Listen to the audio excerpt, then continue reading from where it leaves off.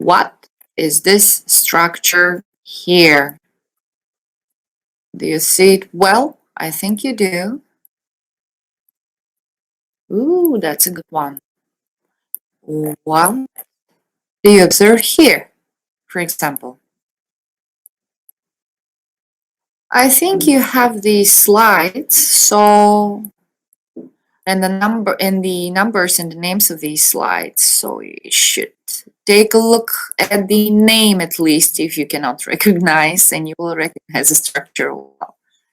But according to me and what I see here, this is a parenchyma of which organ? Fibromuscular stroma. Well, evident. Also, yep, thank you. So also, layers of cells forming glands of epithelial and myoepithelial cells. It should be on two layers. And we don't see, unfortunately, normal glands in here. At least I don't. I see some with chronic inflammatory infiltrate, which is surrounding some of the glands that are considered to be normal, like these here.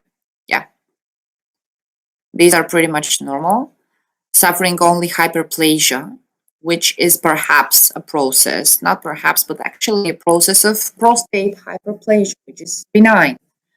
And then we continue further with a place on multiple layers of cells, yet appearing pretty much equal to each other, not making difference from the others.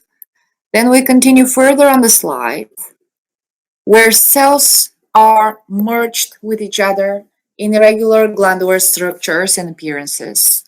And if we increase enough the slide structures, we may observe presence of nucleoli at the center of the nuclei, which are eosinophilic nucleoli.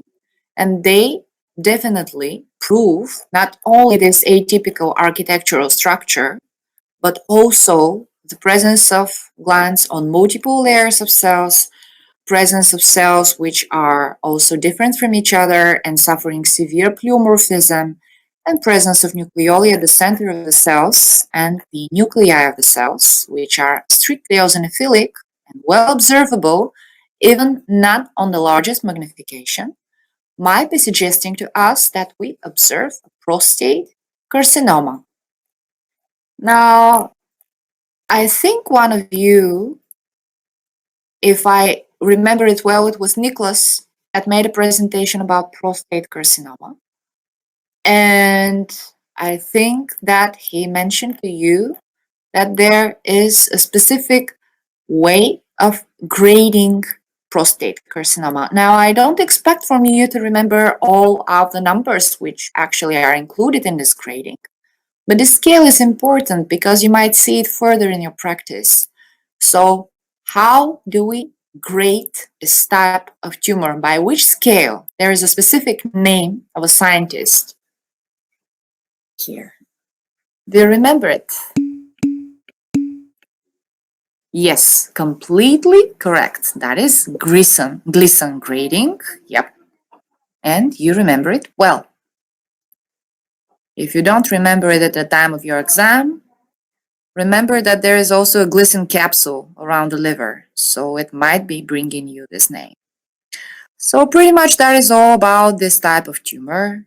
As far as you can see, it starts from here, a specific place, later moves further again. It's engaging most of the slide, and here at the periphery of the slide, there are glands which are suffering some marks of atypia, but this is normal glandular architecture. Let's see what are these here. It's also interesting. Is it gone again? Yeah.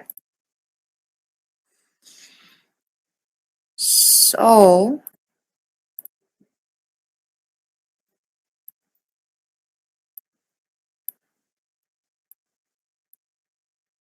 This is here a picture of a nerve, neural structure.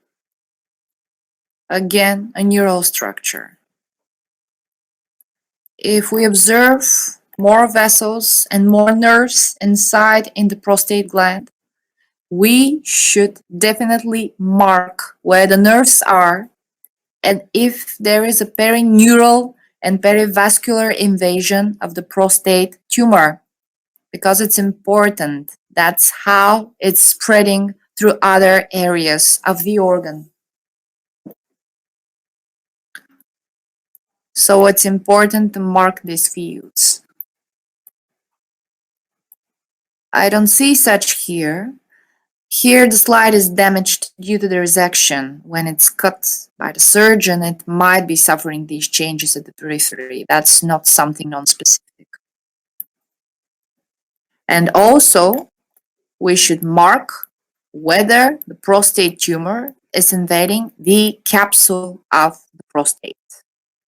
Here is the capsule. Usually it should be marked by a different color. We don't see this one here yet. I think it's up to the capsule, so it's invasive. It's through it, and the staging would be changed. Pretty much that is all about this one.